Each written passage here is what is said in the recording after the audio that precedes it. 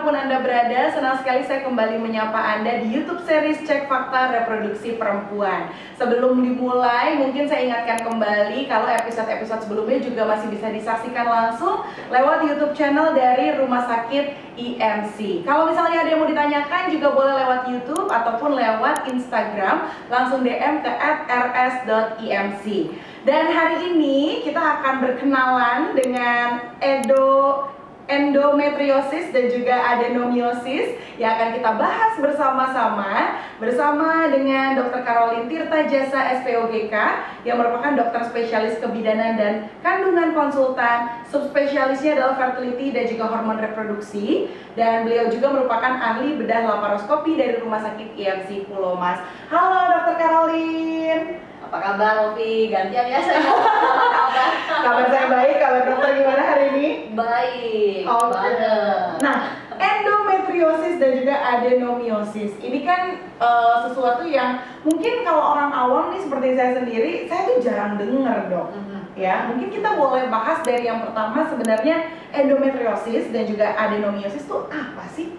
Oke, jadi sebenarnya judulnya satu, endometriosis, ya. Karena adenomiosis ini adalah endometriosis yang tumbuh di otot rahim, ya. Kalau orang awam bilangnya simple, penyakit sakit kalau mens, ya. Karena teori endometriosis itu banyak banget, ya, berbagai macam teori. Nggak cukup kita waktu cuma 20 menit ngebahas teorinya endometriosis, ya. Intinya endometriosis ini tampil sebagai bercak-bercak endometriosis yang awalnya tumbuh di seluruh organ. Ya, dia bisa tumbuh di paru-paru juga, bisa nyampe ke otak juga, ya. Tetapi terutama organ yang diserang adalah organ reproduksi, rahim, induk telur, saluran telur, itu bisa semuanya kena endometriosis, ya. Jadi endometriosis itu mulai dari yang paling simpel, endometriosis stadium 1-2, berupa bercak-bercak di rongga panggul, ya. Dan itu kalau dia selalu progres, ya, dia selalu aktif. Selama menstruasi kita aktif, dia akan selalu aktif. Karena itu dia juga disebut sebagai penyakit sepanjang usia reproduksi. Dia tidak akan hilang. Dia hanya reda sedikit kalau pasiennya hamil atau menopause. Ya, tetapi selama hormon aktif, mensnya jalan terus, dia akan tumbuh terus dan menyebar. Dari stadium 1-2 bisa naik ke 3-4. Oke. Nah, khusus adenomiosis itu adalah endometriosis yang tumbuhnya di otot rahim. Itu sebutan khusus. Karena penata laksananya beda dengan miom. Ya, nanti kita bahas bedanya ya. Kalau adenomiosis ini batasnya tidak jelas. Kalau miom batasnya jelas dia dengan otot rahim sekitar. Itu yang membedakan. Tetapi memang secara USG transvaginal dokter biasanya bilang miom gitu. Miom itu sebenarnya istilah umum ya untuk benjolan yang tumbuh di otot rahim. Tapi apakah dia miom murni miom atau dia sebuah adenomyosis, itu akan menentukan penata laksanaannya nanti. Dan biasanya hanya dokter ahli yang bisa melihatnya secara USG transvaginal. Oke, jadi bisa dibilang adenomiosis itu adalah sisternya lah ya, itu iya, turunannya dari si endo ya awalnya ya. Oke, nah endometriosis itu berarti hanya bisa terkena atau dialami oleh wanita yang sudah menstruasi atau dalam masa menstruasi. Jadi kalau sebelum dan juga setelah mens itu nggak bisa ya dok? Ya, jadi ketika hormon itu sudah aktif dia akan terkena. Sebagian besar begitu ya. Tapi sekali lagi badan manusia bukan robot. Kalau ditanya pasti nggak dok? Ya nggak pasti juga. Iya, bisa aja. Belum mens terkena ya bisa aja. Ya banyak keajaiban memang dalam dunia kedokteran kadang-kadang. Oke, tapi kalau gejalanya dok yang paling kerasa banget dari seseorang yang ada endometriosis nih di organ reproduksinya. Gejalanya itu yang utama adalah mens yang sakit. Ya, awalnya sakitnya itu kalau mens saja. Tetapi lama-kelamaan kalau stadiumnya sudah makin naik, ya bukan lagi mens pun dia akan terus-menerus terasa sakit. Makanya kita sebutnya endometriosis ini adalah pelvic pain kronik. Itu gejala yang utamanya. Jadi nyeri perut bagian bawah yang terus-menerus. Itu harus dicurigai adanya si endometriosis ini. Ya, gejala yang lain banyak tuh. Nyeri saat berhubungan misalnya, itu juga termasuk tuh salah satu gejala endometriosis. Atau buang air besarnya ada keluar darah saat mens. Atau buang air besarnya juga nyeri saat mens. Itu juga bisa. Ya. Yang paling sering juga ada antara lain adalah tidak bisa hamil atau sulit hamil ketika sudah menikah. Itu juga. Dan rata-rata asal diketahui Infertilitas itu pasangan-pasangan infertilitas mereka biasanya sekitar 70%, dulu 30% ya, sekarang sudah naik jadi 70% punya endometriosis. Gitu. Jadi ini tuh bisa dibilang bawaan dari setiap wanita gitu dok? Enggak bawaan setiap wanita. Wanita-wanita yang sehat mah nggak punya endometriosis. Endometriosis ini sebuah penyakit. Tidak semua perempuan punya. Siap. Nah, kalau tumbuhnya itu di mana aja dok? Ya itu yang tadi saya bilang, tumbuhnya di semua organ, terutama yang diserang adalah organ reproduksi. Iya, rahim jadi adenomiosis, kalau dia tumbuhnya di hidung telur jadinya kista endometriosis. Ya, tumbuhnya di saluran telur jadinya endometriosis tuba atau saluran telur. Tumbuhnya di usus buntu, saya pernah dapat. Ya, endometriosis usus buntu. Itu kita angkat juga saat laparoskopi karena endometriosis yang tumbuh di usus buntunya itu juga menimbulkan nyeri perut bawah. Jadi kalau nyeri di area perut, terutama perut bawah, ini nggak boleh diem-diem aja ya dok ya, apalagi seorang perempuan nih. Betul. Nah kalau penyebabnya dok, biasanya apa aja sih? Nah, penyebab endometriosis ini sebetulnya multifaktorial. Tidak ada penyebab satupun yang pasti, tidak ada. Kita tidak tahu penyebab pastinya apa. Multifaktorial di sini adalah interaksi antara faktor hormonal, genetik, dan lingkungan. Lingkungan di sini adalah lifestyle ya, terutama ya, cara makan, cara kita merawat diri, makan makanan sehat atau tidak, tidur cukup atau tidak, ya, healthy lifestyle itu sangat mempengaruhi. Paparan polutan lingkungan, bahan-bahan kimia, ya sekarang kan banyak tuh semprotan pestisida, ya, di sayur atau di makanan, ya, cemaran plastik misalnya, ya, wadah-wadah makanan terbuat dari plastik, ya, itu juga berpengaruh tuh terhadap perjalanan si endometriosis ini. Jangankan itu, yang simpel aja deh, kamper yang suka dipasang di lemari baju itu juga berpengaruh. Semprotan-semprotan pewangi ruangan, ya, itu juga berpengaruh. Pewarna, pengawet makanan, ya, bahan-bahan kimia, ya, itu semua berpengaruh tuh terhadap kejadian endometriosis ini. Jadi hal-hal yang ada di sekitar kita yang tadi dokter sebutin itu adalah hal-hal yang memang benar-benar di sekeliling kita ya dok ya. Dan zaman sekarang cemaran polutan lingkungan ini makin hebat. Iya betul. Ya, makin hebat. Ya, jadi bahan-bahan kimia termasuk hand sanitizer, ya, itu juga sebetulnya akan memperparah itu cemaran lingkungan sebetulnya. Ya, tapi apa boleh buat, kita zaman pandemi tetap harus ada hand sanitizer juga. Tetapi asal diketahui juga ya, kalau mau makan hand sanitizer nih semprot, cuci dong pakai air, ya, karena itu tetap bahan kimia yang nempel. Kamu makan dengan hand sanitizer, makanannya ikut mengandung hand sanitizer masuk dalam badanmu, dan itu sudah berdampak tuh ke kejadian endometriosis. Jadi boleh semprot hand sanitizer, cuci tangan. Waduh, ini penyebabnya ada benar-benar di sekeliling kita ya dok. Tapi untuk hal yang bisa kita lakukan sebagai metode pencegahan dari endometriosis tidak bisa dicegah sebetulnya. Ya, gitu. Logikanya penyakit yang tidak kita ketahui penyebabnya tidak bisa dicegah. Benar sih. Ya, sebisa-bisanya kita hidup sehat loh, healthy lifestyle, jauhi polutan lingkungan tadi. Jadi hidup itu seorganik mungkin, ya, sesehat mungkin dan jauh dari bahan-bahan kimia. Itu kalau kita mau berusaha mencegah. Ya. Nah, tadi dokter sempat bilang salah satu keluhannya adalah sulit hamil, dok. Betul. Memang hubungannya endometriosis dengan fertilitas ataupun mungkin kesuburan dan juga kesulitan hamil itu apa, dok? Ya, itu erat sekali hubungannya. Gitu. Ya. Dulu yang tadi saya bilang, dulu 30%, sekarang 70% pasangan yang susah hamil itu penyebabnya endometriosis. Ya. Jadi diagnosis endometriosis ini agak tricky ya, tricky dalam arti pasien datang dengan keluhan susah hamil atau mens yang sakit ya, tapi USG transvaginal tidak mendapatkan apa-apa, tidak ada miom, tidak ada kista, tidak ada adenomyosis ya. Nah, karena diagnosis sesungguhnya adalah dengan laparoskopi sebetulnya untuk endometriosis ini. Karena kalau endometriosis dia hanya berupa bercak-bercak di rongga perut, rongga panggul, ya, itu tidak akan terlihat dengan USG transvaginal, bahkan MRI atau CT scan sekalipun. Jadi USG, CT scan, MRI semuanya bisa normal. Tetapi itu tidak menyingkirkan keberadaan endometriosis stadium 1-2 tadi. Ya, karena dia kan berupa plak aja yang nempel.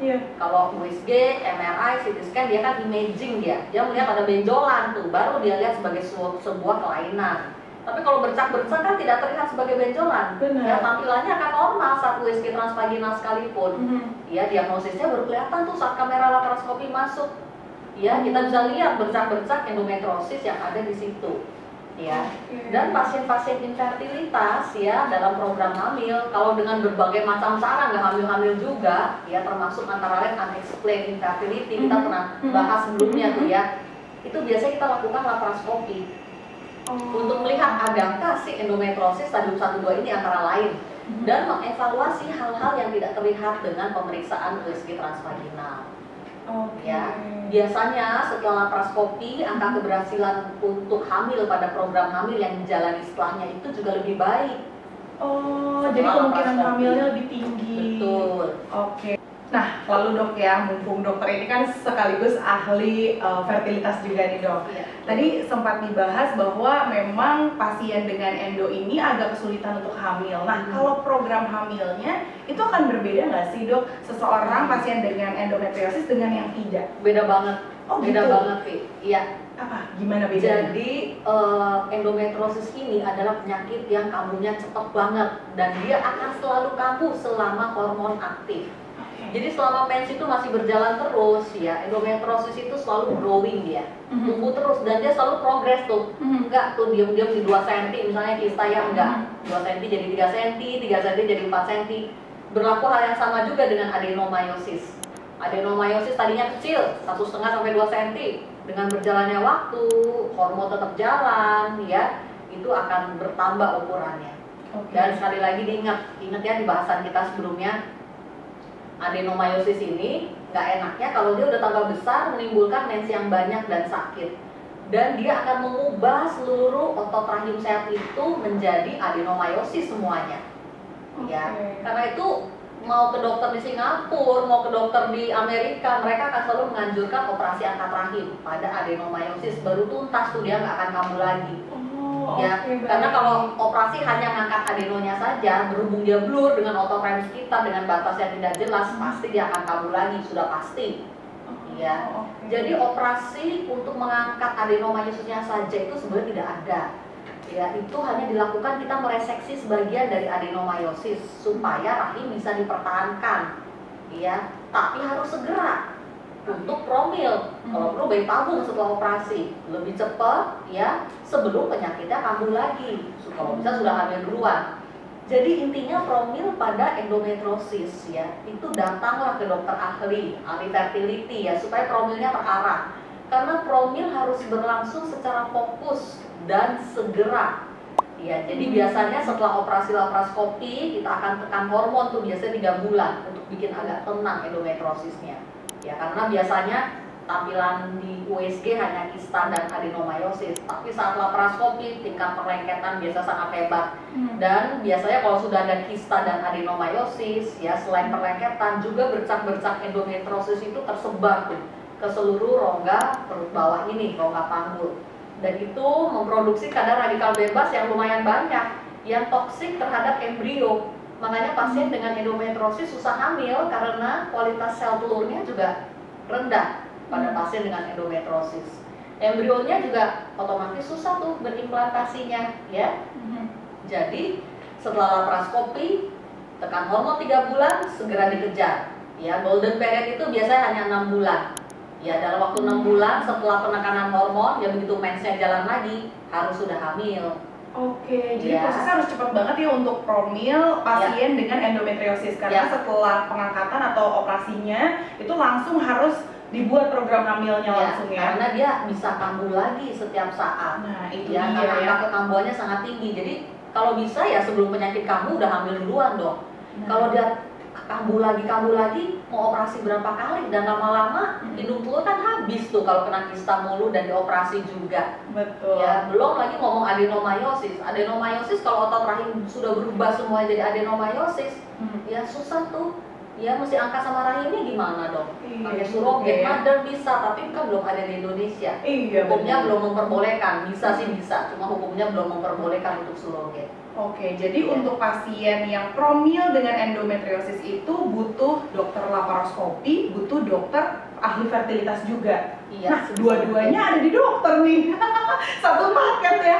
Ini keuntungannya apa dok kalau kita datang ke dokter ya? Satu paket nih seperti dokter. Oke, jadi sekali lagi fertility dan laparoskopi ini saling menunjang sebetulnya, saling melengkapi. Karena rata-rata pasien infertilitas atau susah hamil yang punya tumor kandungan, endometriosis, mereka membutuhkan terapi operatif ya untuk mengangkat si penyakit tumor kandungannya ini, baik dalam berupa miom, kista, adenomyosis, polip, bahkan ya itu membutuhkan prosedur-prosedur penanganan operasi yang minimal invasif. Karena dengan lubang yang kecil, laparoskopi ini ya perlengketan sesudah operasinya juga jauh lebih ringan.